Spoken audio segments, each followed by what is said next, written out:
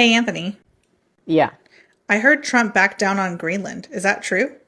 Yeah, it's starting to look like this whole thing was massive market manipulation to make Trump and his billionaire friends richer at the expense of our most important international alliances, his own trade deal that he just negotiated with Europe, and of course the pockets of millions of Americans. Market manipulation? Well, it's hardly the first time he's done something like this, right? You remember the taco phrase, Trump always chickens out? Yeah.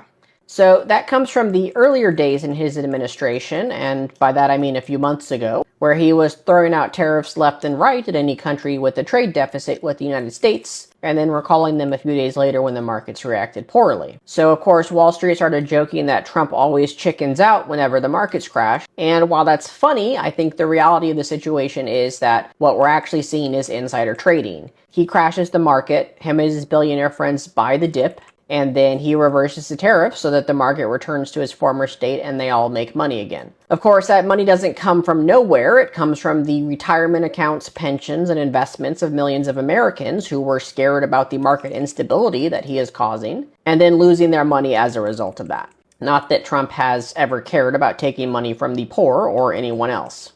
So this wasn't about Greenland? I don't doubt that this was actually also about Greenland.